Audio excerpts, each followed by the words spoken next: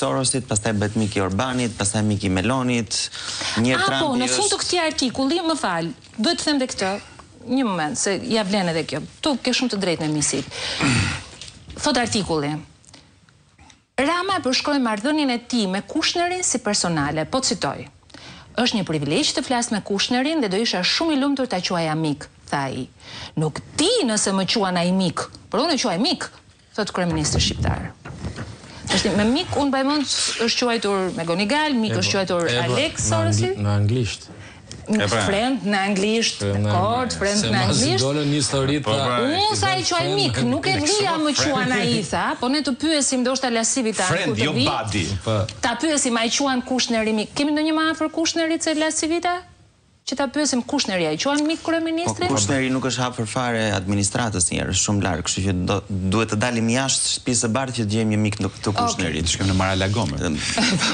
Po, ai s'është as në Mar-a-Lago, është në Florida, është brenda shtetit Floridës, po nuk e di nëse ja vlen të kontaktojmë komshinjtë e zotit Kushner që të gjejmë. Megjithatë Nikola ti njeh shumë mirë marrëdhëniet ndërkombëtare, përpos humorit që mund të bëjmë. Këto lëvizje të kryeministrit, të cilat deri dje ne kemi konsideruar si lëvizje për konsum të brendshëm, tashmë që është hapur loja, ka mbritur lideri i opozitës në ngrata i famshëm, ka mbritur mes Strasburgut, mes Brukselit, bëhen denoncime të kësaj natyre. Ti si lexon këto lëvizje të deklaratat kryeministrit? Po, unë bie dakord që janë deklarata frike.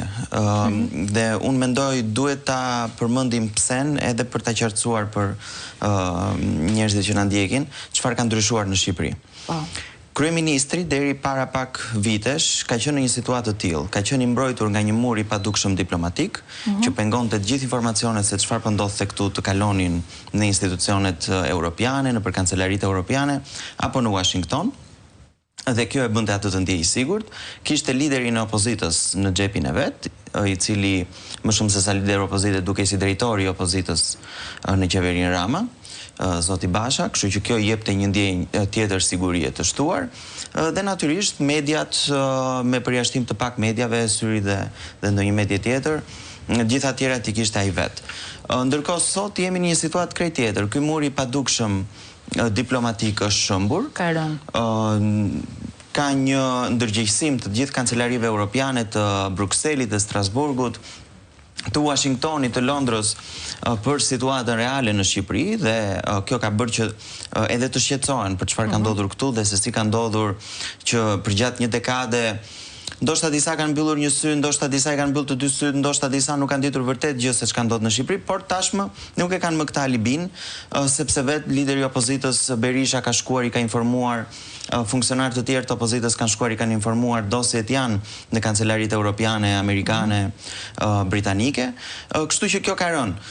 Ka rënë fakti që nuk kam më një lider opozite në xhepin e vet.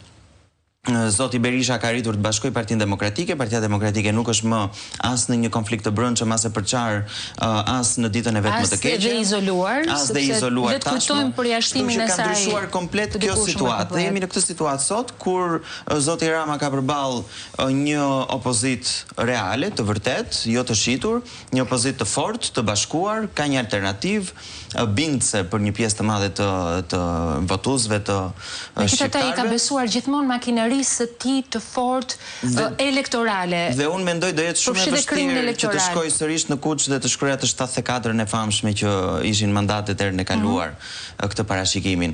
Dhe imagjinoni kur del në këto sondazhet publike që ne e dim se si shpërndahen shpeshherë, që del gati. Ishte ngushtuar rezultati më së pash. 30-40. Del, po, në sondazhet brendshme madje ka qenë edhe poshtë 40-s, zoti Rama, që është një rënje frikshme nga 48% të para 4 viteve. Është një rënje e konsiderueshme, ndërkohë që opozita e preku atë rock bottom, atë fundin po themi, dhe është vetëm në ngritje.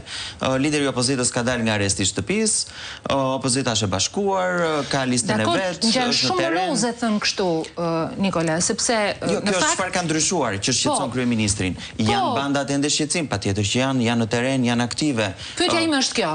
Makineria e tij elektorale, me të cilën ai arrinte që ta transformonte vullnetin e njerëzve në mos në qendrat e votimit, më përpara duke përdorur çdo lloj mënyre, përdorimin e burimeve publike, përdorimin e faktorit ndërkombëtar për imazhe të tjera. Ajo makineri apo preket apo jo. Ktu e kam pikpyetjen dhe bëj këtë pyetje jo pa qëllim. OSBE-ja sot në një takim ka bërë një deklaratë lidhur pikërisht me krimin zgjedhor. E ndjekim pak? Treshin.